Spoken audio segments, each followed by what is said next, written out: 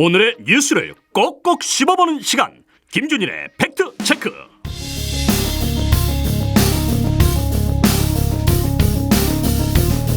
김준일의 팩트체크 시간입니다. 김준일 시사평론가와 함께하겠습니다. 어서 오십시오. 예, 안녕하세요. 지금 이제 공천 막바지에 접어들면서 화제의 지역 경선 결과들이 속속 나오고 있는데요. 어젯밤에 발표된 서울 강북 을지역 현역인 박용진 의원과 정봉주 전 의원이 이제 결선 투표까지 치렀는데 정봉주 전 의원이 승리를 했습니다. 예. 요거 박용진 의원이 하위 평가 감점을 아무래도 넘어서지 못한 걸로 봐야 되겠죠. 그렇죠. 이제 박용진 의원이 공개를 했는데 이제 권리당원 중에서는 51.8% 본인이 득표를 했고 강북 주민들한테는 51.6%, 그러니까 뭐 거의 비슷하게 나왔으니까 50%를 둘 다 넘어섰지만은 하위 30% 감점을 받아서 이제 된 건데, 그러니까 이기려면은 58%가 넘었어야 돼요. 예. 그러니까 58%가 넘지 못해서 합산해서 58%가 못 넘었으니까 이제 패배했다라고 보면 될 것 같고, 어느 정도 예고가 돼 있었다. 왜냐하면은 그 3자 경선을 했을 때 그때 1차 경선에서 탈락한 이수근 변호사가 정봉주 후보를 이제 지지를 해서 표가 상당히 이제 이전될 가능성이 높았던 상황이고, 아까 말씀드렸지만 이제 거의 60% 정도를 이겨야, 그러니까 획득해야 되는 이런 상황이었으면은 전체적으로 보면은 조금 힘들었던 예상 결과가 맞아 떨어졌다, 이렇게 봐야 될 것 같아요. 네, 박용진 의원이 경선 결과를 받아들인다는 입장을 냈어요. 그러니까 지금 상황에서 안 받아들일 수가 없는 거죠. 사실은 네. 이제 정치적으로 이제 여기에서 불복하게 되면은 탈당을 해야 되는 것이고, 이제 탈당을 할 경우에는 정치적 미래가 얼마나 이제 불안정해지는지는 유구한 그 탈당파들의 역사가 이제 보여주고 있잖아요. 예. 사실 이번에 이제 탈당하신 분들의 특징이 굉장히 다선 의원들이에요. 5선 정도 하신 분들, 중진 의원들. 예를 들면 서른 의원, 홍영표 의원 등등 해서 이런 분들은, 그러니까 아직, 그러니까 정치적 미래가 남아있기는 하지만은 이제 5선 정도 했으면은 본인도 이제 거물이고 상당히 이제 여러 가지 이제 다른 모색을 이제 해볼 수 있는 거고, 더 이상의 이제 이재명 대표 체제가 갔을 때 정치적 미래가 없다라고 본 분들인 것 같아요. 그리고 네. 박용진 의원 같은 경우에는 조금 당에서 남아서 미래를 본 것 같습니다. 특히 이제 원래 민주노동당 출신이거든요. 예. 민주노동당에서 이제 민주당에 입당해서 20대 후반부터 강북 을에 정착을 해서 거의 30년 가까이, 조금 안 되게 그 정도 강북 을에 있었어요. 그러니까 본인이 나갔을 경우에는 사실 이제 갈 데가 없을 수도 있어요, 지금 상황에서. 그래서 경선까지 7월선 끝까지 갔으면은 네. 남는 게 더 이제 현명한 판단이다, 이렇게 봐야 될 것 같습니다. 근데 이 경선 결과가 워낙 주목이 되기도 했고 해서 윤재옥 원내대표가 비명 행사에 대미를 장식했다, 이렇게 비판을 했더라고요. 남의 당 걱정하실 상황은 아닌 것 같은데 어쨌든 상징적으로 그렇게 됐죠. 그러니까 임종석 전 실장, 대통령 비서실장하고 박용진 의원하고는 조금의 결의 차이가 있어요. 네. 그러니까 임종석 실장 같은 경우에는 이제 전략 공천 지역에 공천을 못 받았다라는 건데, 이게 이제 친문과 친명의 이제 개파 갈등 성격이 상당히 사람들한테 짙게 이제 왔거든요. 예. 그러니까 개파 안배를 해야 되고, 임종석을 안 줄 이유가 뭐냐라고 했을 때 전현희 전 국민권익위원장 같은 경우에도 나도 종로에서 있다가 이렇게 옮겼으니까 당을 위해서 선당후사해라라는 이런 명분으로 이제 했었어요. 그래서 이제 탈당하지 않았을 경우에는 파괴력이 제한적인 거죠. 근데 이거 같은 경우에는 약간 공정성 이슈인 것 같아요. 쉽게 얘기를 하면은 네. 정말 박용진이 전체 민주당 의원 중에서 하위 10%에 들어갈 정도로 그렇게 못했어? 이게 맞아? 라고 이제 의구심을 사람들이 가진 상황에서 네. 결과가 이제 이렇게 나온 거니까, 이 부분은 이제 민주당의 온건 지지자, 비판적 지지자들의 일부 이탈 이런 거는 이제 감수할 수밖에 없을 것 같은데, 네. 이번 선거가 워낙 지금 양 지지 결집 선거가 돼버리고 있거든요. 그러니까 소위 말해서 이재명 민주당 심판이냐, 윤석열 정부 국민의힘 심판이냐, 그러면은 그게 이 여파가 좀 제한적일 수도 있겠다, 지금 네. 상황에서 조금. 그리고 저쪽 상대당의 공천 파동의 여파에 따라서 좀 상쇄가 될 수도 있겠다, 이렇게 보여집니다. 근데 워낙 화제의 지역이었다 보니까 오늘 일간지들 일면에도 이 경선 결과가 이제 주목이 될 정도로 보도가 됐고, 국민의힘에서도 화제의 지역 경선 결과가 오늘 발표됐습니다. 관심을 모았던 서울 중성동을 지역, 여기도 이제 결선 투표까지 갔는데 이혜훈 전 의원이 하태경 의원을 꺾고 이제 공천장을 받았습니다. 요거 가지고 근데 보니까 하태경 의원이 이의 제기를 좀 한 것 같아요.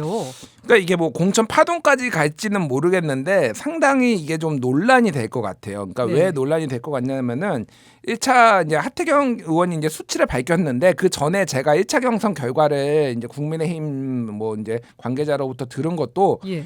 1차에서 이미 거의 50%에 육박했었다라는 거예요. 하태경 의원이. 예. 그럴 경우에는 이제 한 명이 빠지고 3자에서 양자로 갈 경우에는 그냥 50%가 보통 넘거든요. 네. 그러면 일반적으로 이기는 이제 결과가 나옵니다. 근데 하태경 의원이 밝힌 게 수치가 보면 1차 경선에서 46%, 46.01%를 받았는데 2차 결선에서는 50.87을 받았으니까 네. 4.86%포인트가 늘었으니까 대충 5%포인트 더 늘어났다라고 보면 될 것 같아요.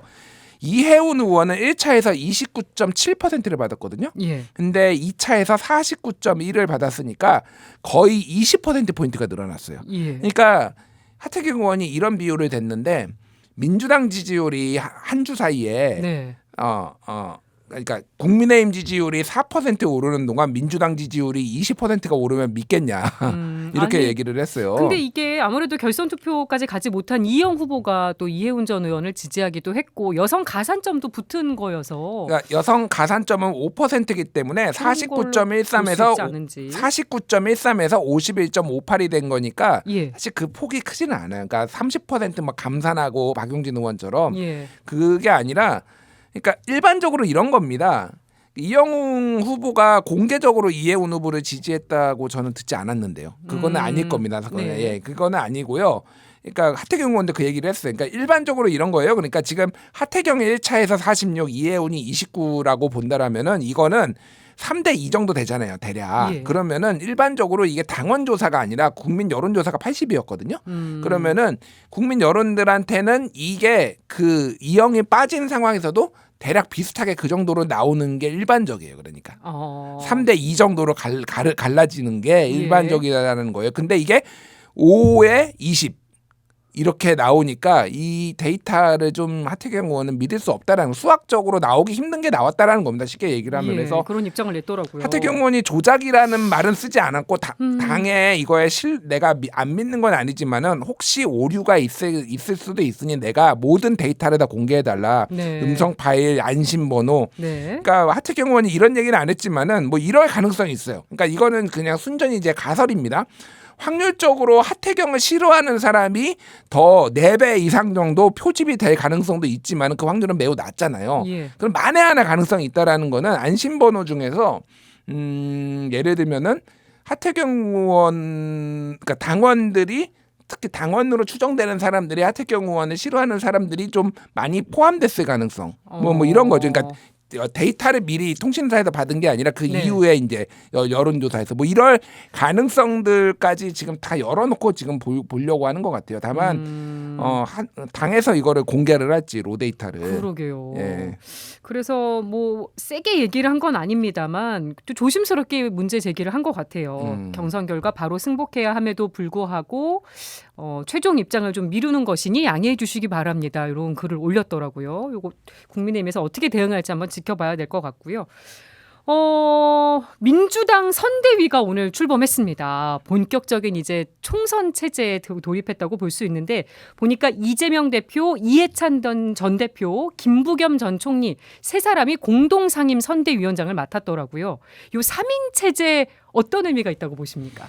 그러니까 이해찬 대표는 어쨌든 2020년 총선을 압승을 이끌었던 어떤 당의 상당히 카리스마 있는 이런 분이고 김부겸 전 총리 같은 경우에는 상대적으로 이제 비주류를 포용하는 이런 모습. 그래서 지금 비주류 중에서 누가 상임 선대위원장을 할 것이냐 이런 약간 논란들이 있었잖아요. 예. 다들 손사래를 쳤다 이런 얘기들이 있었는데 김부겸 총리가 어쨌든 들어와가지고 모양새가 갖춰진 거죠. 막판까지 고심을 많이 했던 것 같았어요. 예, 그리고 이제 당의 공천에 대해서도 비판을 했지만은 정권 심판을 해야 된다라는 어떤 대의 이런 것들을 좀 강조를 하니까 어쨌든 모양은 전체적으로 이제 뭐 주류와 비주류가 다 힘을 합쳐서 윤석열 정권 심판을 하겠다라는 거를 이제 보여주면 될 것 같고 보여준 거라고 보면 될 것 같고 여기에 이제 친문들의 이제 상징적인 임종석 전 실장도 백의종군 하겠다. 그리고 예. 이재명 대표가 없는 민주당은 뭐 이제 뭐라고 했더라고요. 약간 뭐 그런 표현을 했습니다. 그래서 이제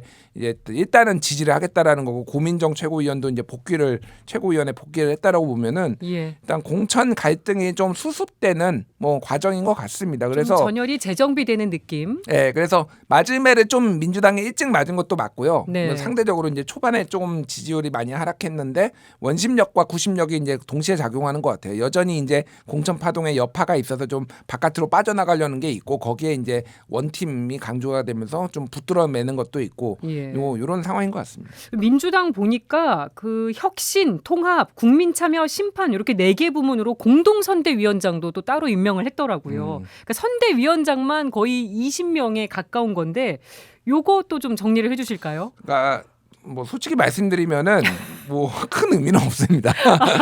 아니, 왜냐하면은 이 타이틀 때문에 일단 물량전이에요. 그러니까 이게 어. 저는 사실 이게 좀 이 정치권에 바람직하지 않다라고 개인적으로 보고 있어요. 그러니까 예. 뭐 선대위원장이라는 게 굉장히 좀 이게 무거운 자리예요, 사실. 그렇죠. 근데 너무 남발합니다. 아. 그러니까 상임 선대위원장, 상임 공동 상임 선대위원, 상임이라는 거는 여기가 진짜 이름만 있는 게 아니라 이제 임무가 있다라는 거잖아요. 네. 그러니까 이거를 이제 준 건데 실제 이해찬 대표께서 그렇게 선대위를 하실 정도로의 어떤 건강 상태가 안 된다는 걸로 알고 있어요.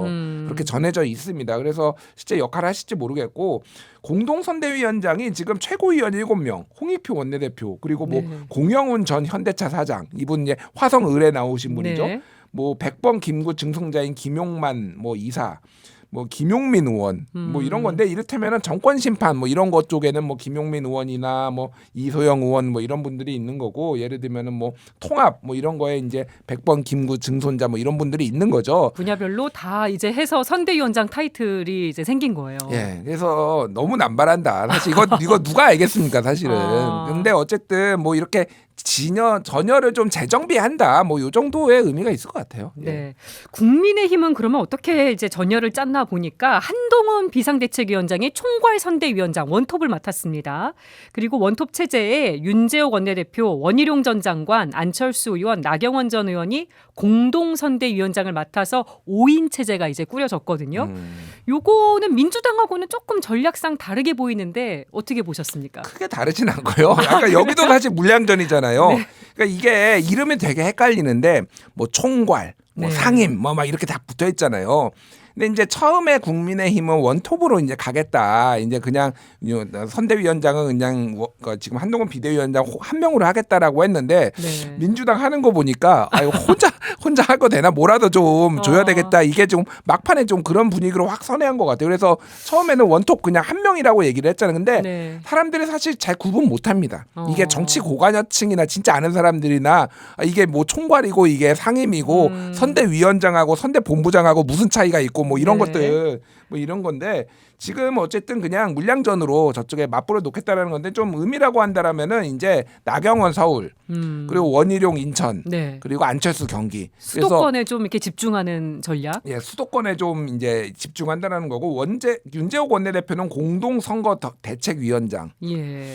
이게 뭘 하시겠다라는 거지. 장동혁 사무총장은 총괄본부장. 예. 근데 사실은 사무총장이 다 이게 하는 거예요. 실무를 하니까. 실무는 사실상 한다라고 보면 될 것 같습니다. 네. 그래서 일단 선대위 체제 여야 다 꾸려졌고, 근데 이제 국민의힘의 한동훈 효과가 이미 좀 한계 이른 거 아니냐 이런 얘기와 보도들도 나오고 있습니다. 민주당의 갈등 국면을 어느 정도 이제 해소를 해서 좀 뭐 오늘 문화일보 사설을 보니까 이준석 개혁신당 대표를 품어야 된다. 민생 대책 내놔야 된다. 더 나아가서 이종섭 대사 임명 철회도 검토해야 된다.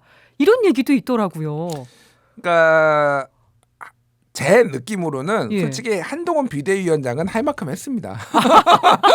거의 그러니까 당 지지율이 나락에 빠지는 상황에서 올려놨어요. 예, 올려놨어요. 뭐가 됐든 그게 네. 이제 대통령의 공도 약간 있겠죠. 그러니까 김건희 여사가 이제 보이지 않는 것도 영향을 미쳤겠고 대통령이 민생 토론회를 하거나 이제 이 의사 증언 문제 이게 또 국민적 지지율이 높으니까 올라간 것도 있겠고 네. 민주당이 못한 것도 있겠지만은 한동훈 비대위원장이 특히 1월부터 한 2월 중순까지는 거의 종횡무진하고 메시지를 굉장히 선명하게 내면서 상대적으로 민주당이 조금 분란 상황에 있을 때 굉장히 당을 견인한 걸 맞거든요. 예. 그러니까 한동훈 효과가 한계는 맞는데 이거를 한동훈한테 책임을 지울 수 있는 문제인가? 사실은 그런 생각은 들어요. 오늘 중앙일보의 이제 제목이 이거예요. 여당 기세 올리던 한동훈 효과 한계, 덩달아 커진 반윤 포위망. 그래서 쉽게 얘기를 하면은 지금 전선 자체가 그러니까 민주당과 국민의힘을 보고 있지만은 민주당 외에도 뭐 최근에 이제 조국 혁신당이라든지 뭐 개혁신당 뭐 나머지 뭐 이 여러 가지 정당들이 사실은 다 이제 그 윤석열 정부 이제 국민의힘 포위하고 있다라는 겁니다. 그러니까 여당 혼자 중간에 있고 나머지는 범야권으로 다 정권 심판을 얘기하고 있다는 거. 그렇죠. 그러니까 이게 무슨 쉽게 얘기하면 이런 거예요.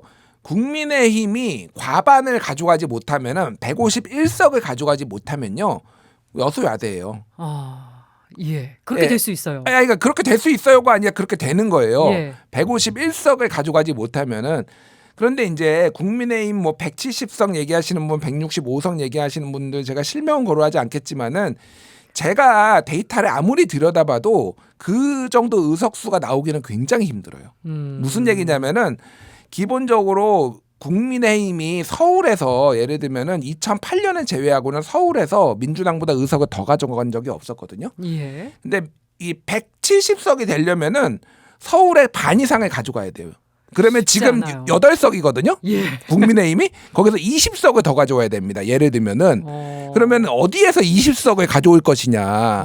그러면은 이 도봉 같은 데서 가져와야 돼요. 쉽지 않죠. 다 험지로 지금 분류가 되고 있는데. 제가 말씀드린 거는 그래서 지금 상황이 그러니까 낙관적으로 국민의힘에서 보시는 분들도 있지만은 제가 보기에는 여소야대가 더 가능성이 더 높다라는 거예요. 근데 지금 이 상황에서 다시 민주당의 전열을 재정비하고 정권 심판론이 이종섭 대사 문제라든지 뭐 네. 이런 것들이 올라오면서 지금 국민의힘 지지율이 한계 봉착했다라고 보수 언론들이 보기 시작한 거죠. 문화일보 사설도 그런 스탠스고. 중앙일보 기사도 그런 거고요. 그래서 이게 사실은 이게 한동훈 비대위원장한테 얘기를 하는 게 아니라 대통령한테 얘기를 하는 거예요. 이종섭 대사 임명 처리해라. 네. 이거 지금 뭐냐. 국민일보 오늘 제목이 기사 제목이 눈에 띄더라고요. 이종섭 횡재에 반색하는 민주당 이게 국민일보 기사 제목이었거든요. 예. 예. 민주당이 이종섭 대사 특검 법안을 당론으로 발의했습니다. 네. 지금 민주당은 공세를 강하게 펴고 있어요.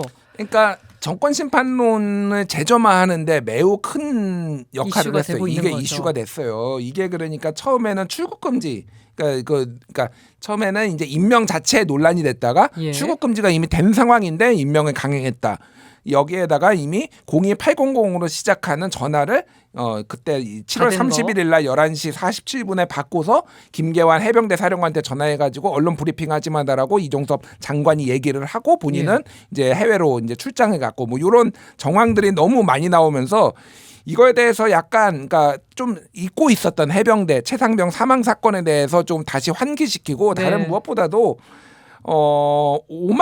오만하다라는 감정을 좀 많이 느끼는 것 같아요. 이게 선거철에는 특히 이 오만함이 비춰지면은 이게 굉장히 안 좋거든요. 그러니까 예. 그래서 박지원 전 국정원장 같은 경우에는 선거하고 골프는 고개 드는 사람이 지는 거다. 그런 뭐 이런- 얘기 많이 하시죠. 예. 그 정도로 사실은 이 오만하게 비춰지면 안 되는데 국민들의 감정선은 아니 우리를 뭘로 보고 아니 바보로 하나 우리를 약간 이런 느낌을 이제 지금 많이 받는다라는 거예요. 그래서 최근에 계속 상승 중이었던 대통령 지지율이라든지 뭐 이런 것들이 주춤하거나 영향을 받는 이유가 좀 복합적으로 있는 것 같아요. 그래서 이게 지금 민주당으로서는 횡재죠, 횡재. 네. 민주당이 잘해서 한 게 아니거든요. 그래서 국민일보 그 제목이 예. 횡재다. 뭐 이런 어. 몇몇 그 민주당 의원분들 만나봤는데 정말 좋아하시더라고요. 아 근데 우리나라 입장에서는 지금 약간 민망한 상황이 됐습니다. 예. 호주 공영방송이 이종섭 대사 소식을 톱뉴스로 자세히 보도를 했다고 합니다. 이게 참 보니까 뭐 이종섭 대사가 비리 수사 연루자다 요런 이제 핵심으로 해서 보도를 한 모양이에요. 예.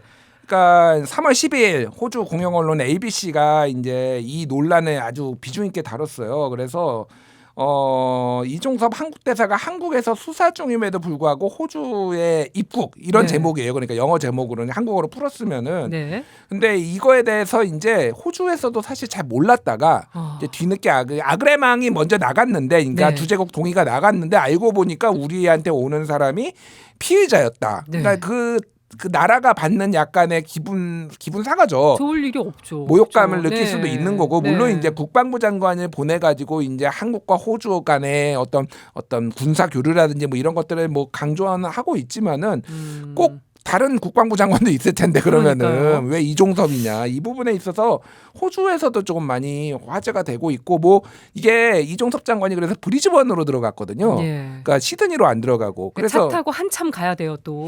예, 그러니까 브리즈번하고 보통 우리가 이제 시드니로 많이 들어가잖아요. 그러니까 그렇죠. 그리고 이제 캔버라가 이제 수도에 있으니까 뭐 이쪽으로 네. 이동을 해야 되는데 브리즈번으로 갔다라는 얘기는 쉽게 얘기를 하면은 사람들이 좀 덜 모이는 곳. 그러니까 왜냐하면 거기에 이미 호주 교민들, 시드니 교민들이 입국 반대 그 지금 또 시위 나와 있다고 하니. 예, 그러니 좀 언론을 좀 덜 받기 위해서 그래서 여러모로 정무적으로 굉장히 안 좋은 그러니까 국민의힘이나 정권 차원에서 안 좋은 판단이었던 것 같습니다. 예. 지금 여당에서는 총선용이다. 야당이 특검법을 남발하고 있다 비판을 하고 있습니다. 대통령실도 수사가 필요하면 언제든지 돌아오겠다고 약속을 하고 갔다 이런 입장이거든요. 특검법 통과 가능성 어떻게 보십니까? 아니 뭐 이거는 대통령이 거부권을 행사할 수도 있는 거고 네. 사실 뭐 큰 의미는 없을 것 같아요. 그러니까 이거는 사실 이번 선거를 앞두고 이제 이거가 표결이 될 수도 있고 네. 뭐 근데 이제 사실 이제 지역으로 다 가게 되면은 이거 표결 자체가 불가능해요. 선거 국면이 같이 있기 때문에 예. 3월 20일 되면은 언제 여의도에 모입니까? 지금 전국 다들 방방곡곡에 지금 다 하고 있기 운동하느라 때문에 바쁜데. 사실 이거는 이제 국회의원 임기는 이제 6월까지잖아요. 그러니까 이제 이거를 4월 총선 끝나고 표결을 할 수도 있는 거고 이거를 공세를 하는데 더 민주당이 활용할 가능성이 높죠. 그래서 네. 뭐 통과될 가능성은 있죠. 통과될 가능성은 선거 끝나고도 하면 되니까. 예. 근데 문제는 이제 이게 뭐 대통령이 그걸 받아들이겠느냐 그런 거고 뭐 언제든지 수사를 받겠다라고 약속을 했다라고 하면은 글쎄요. 그럼 내일 공수처에서 받으러 오라고 바로 올수 하면은 있는 바로 올 건가? 수 있는 건가 뭐 이런 의문이 드는 거죠. 그러니까. 예. 공수처에서는 수사가 더 필요하다는 입장을 분명히 밝혔더라고요. 예. 의대 증원 둘러싼 갈등도 살펴보겠습니다. 지금까지는 대통령 지지율의 이 요인이 긍정평가 요인으로 몇 주 동안 작동을 했습니다. 근데 갈등이 또 너무 길어지다 보니까 정부가 위기 관리를 잘 못하고 있는 거 아니냐 지적의 목소리가 또 나오고 있습니다. 조규홍 복지부 장관이 적극적인 선처라는 단어를 썼는데 대통령실에서는 언제까지 인내할 수 없다 이런 반응이 나오거든요.